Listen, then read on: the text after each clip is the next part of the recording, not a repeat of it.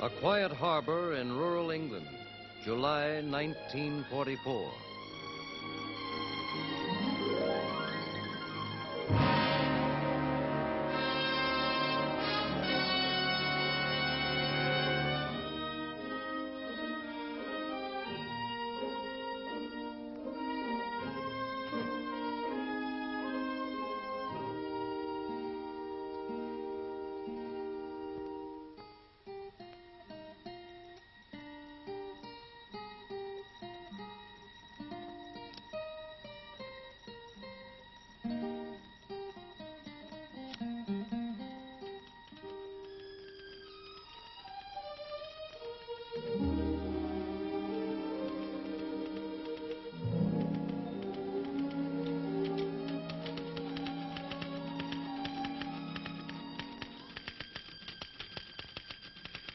Dear Howard, we're back in home port now for our first real rest since D-Day, the day that saw the beginning of the greatest crusade in history, the freeing of an enslaved Europe.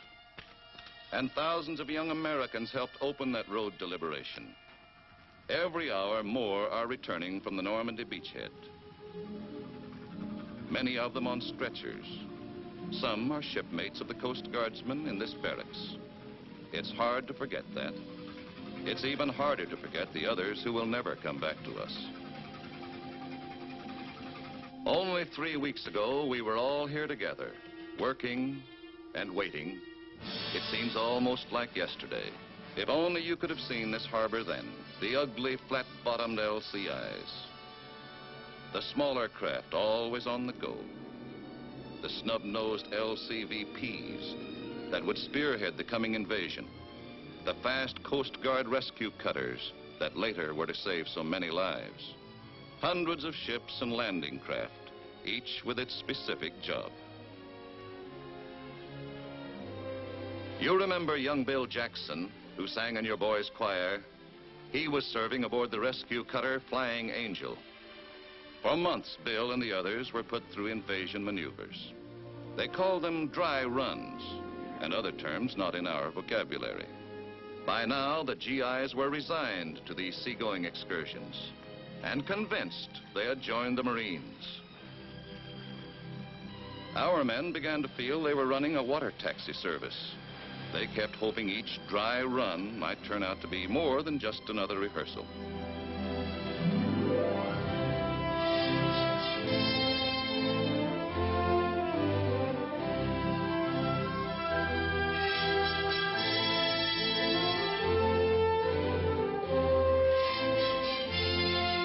Whenever the flotilla lost sight of land, you could feel the growing tension aboard ship. But always the objective turned out to be another section of the English coast. Our boys would go through the same never-changing procedure. Get the infantry aboard the landing craft, and then head in fast for the beaches.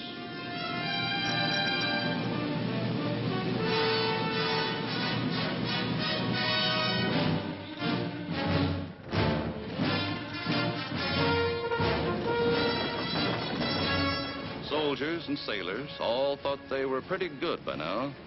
They were, except for a few minor kinks.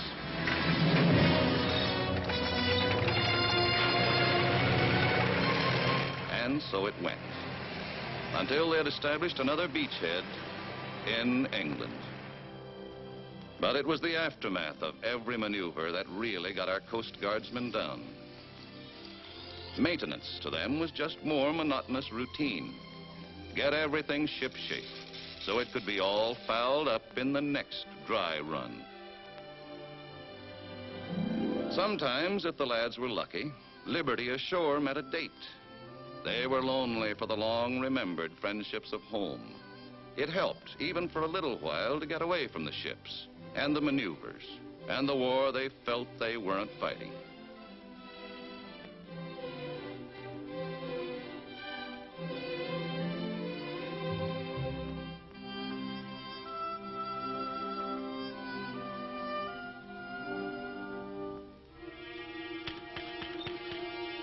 But their hours ashore ended all too quickly.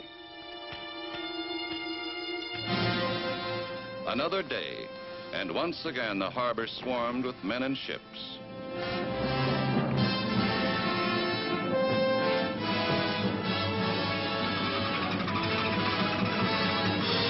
Once again, everything was being made ready for the order to up anchor.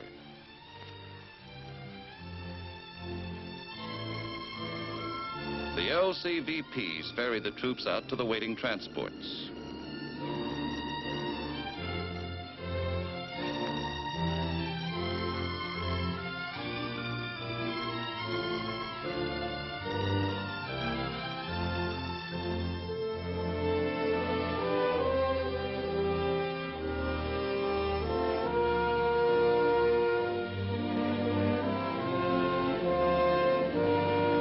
LCIs took on more infantry, engineers, and medical corpsmen.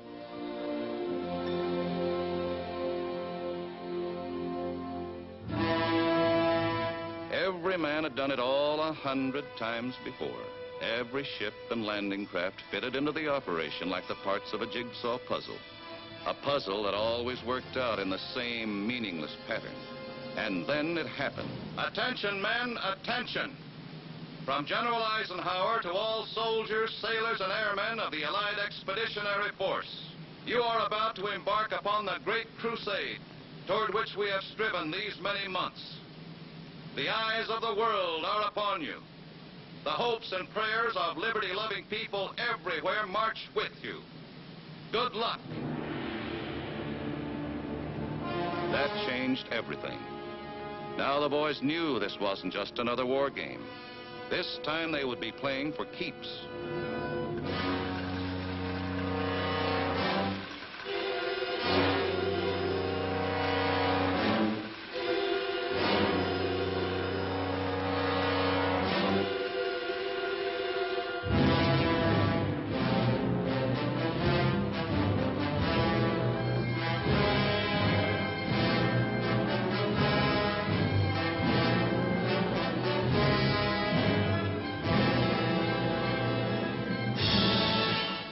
Floating piers of concrete and steel to be used in the construction of our invasion harbors were towed across the channel.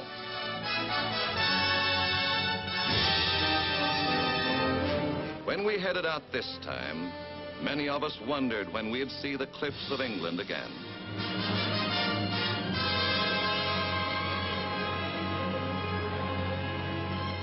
Hour after hour, our passing bomber fleets filled the Channel skies.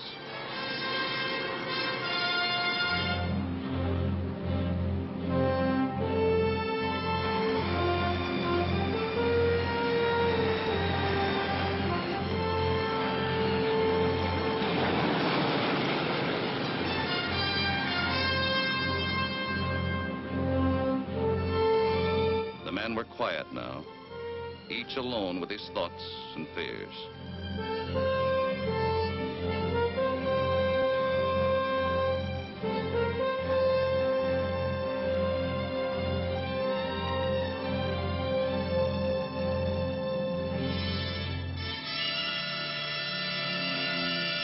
We spotted a lone enemy observation plane.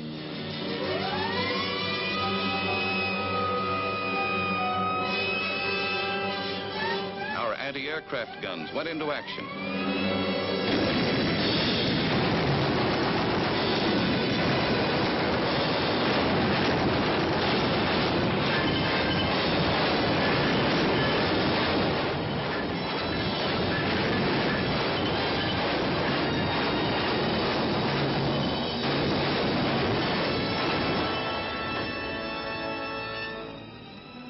The enemy might suspect our coming.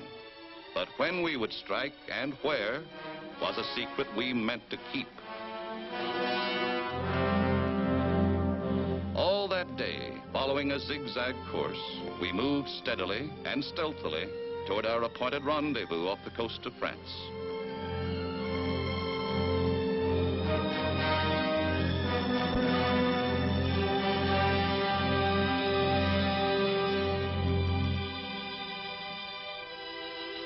With the coming of sunset, all chaplains held services on deck.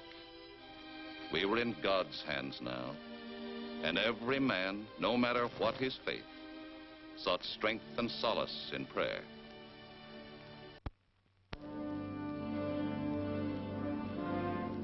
At dusk, we arrived at the rendezvous and hove to under the welcome cover of the deepening night. Now began the most trying ordeal of all, waiting through the long, nerve-straining silence for H hour.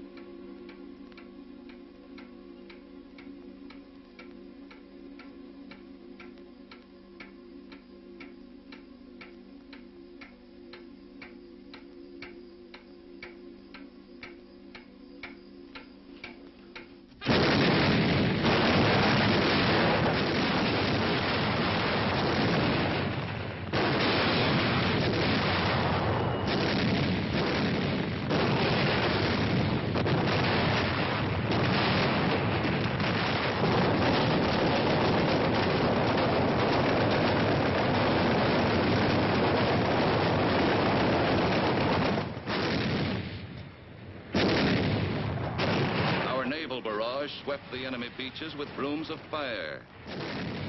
And by dawn, the smaller landing craft were in the water, ready to take on their cargoes of infantry.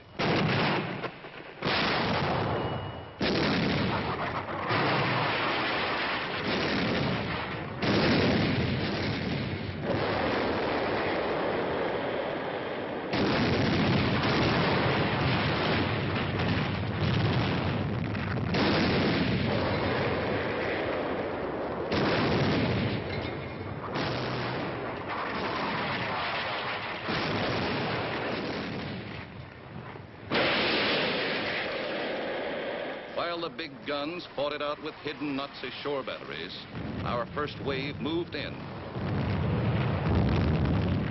From the skies, hundreds of planes provided air cover for the seaborne invasion below.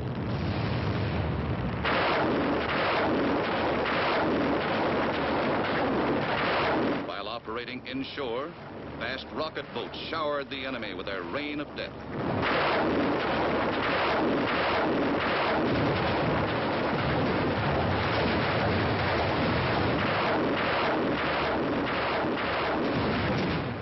CVPs moved in close to the obstacle barricade and dropped their ramps.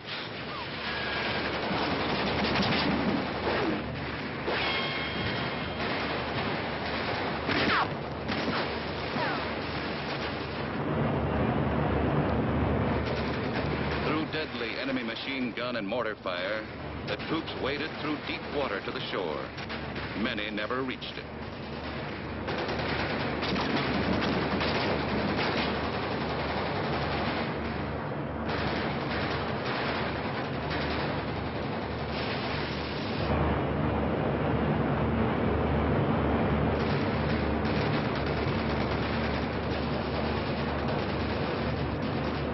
Now the larger LCIs came shouldering in with more infantry to reinforce our hard-won foothold.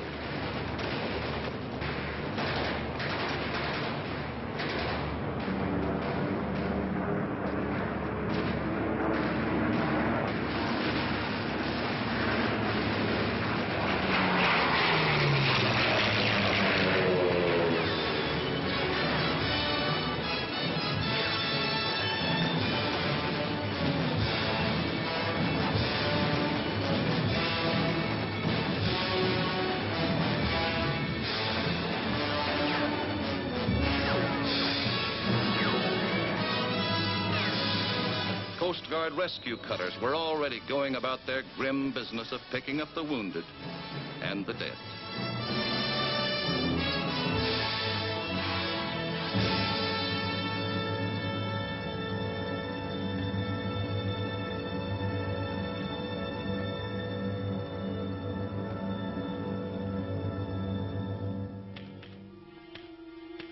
During those next violent days, while we were fighting to extend our gains, thousands of men and vast quantities of supplies and equipment were shuttled in from the sea. We landed more medical field units, The severely wounded were carried to the relative safety of outlying hospital ships and transports.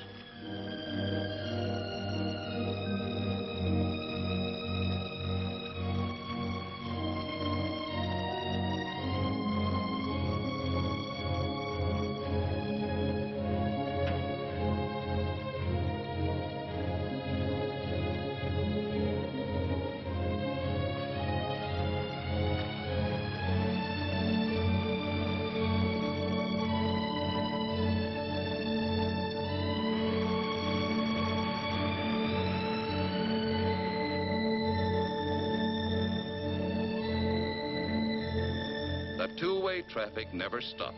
The wounded going out, the ever-growing tide of more men and material pouring in. When the enemy had been pushed back from the beaches, the mammoth LSTs came lumbering ashore with their tons of heavy equipment.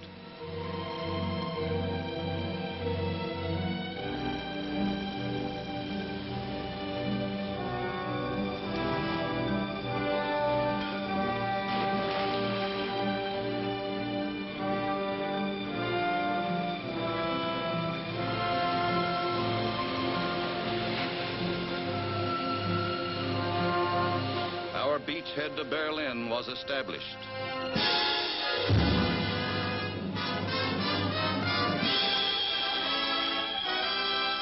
The invasion surged farther inland, gaining power as it went.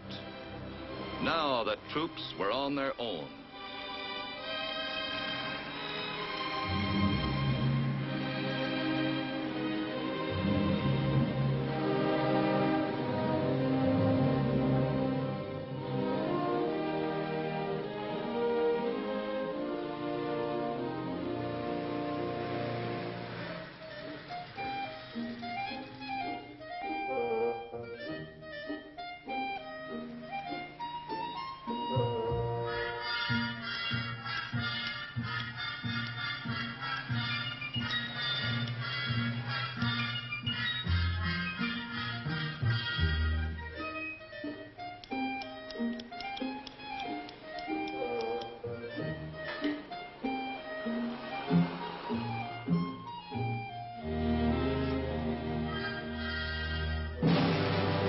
As the Allied armies rolled forward, thousands of German prisoners were filtered to the rear to wait until we had time to evacuate them.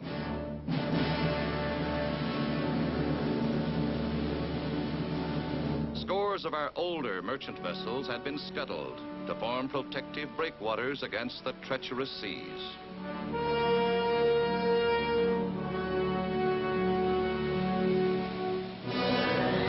But now the full fury of a Channel gale swept our invasion coast.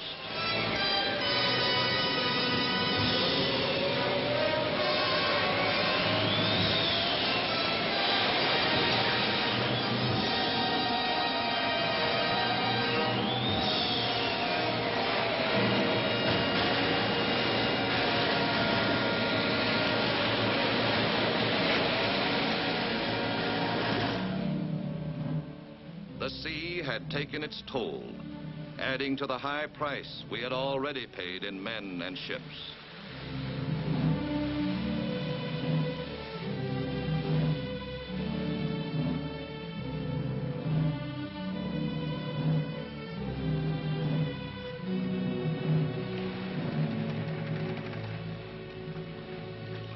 The Flying Angel was among our Coast Guard losses. Young Bill Jackson will never sing in your choir again. I have already written his parents. That's the hardest part of our task.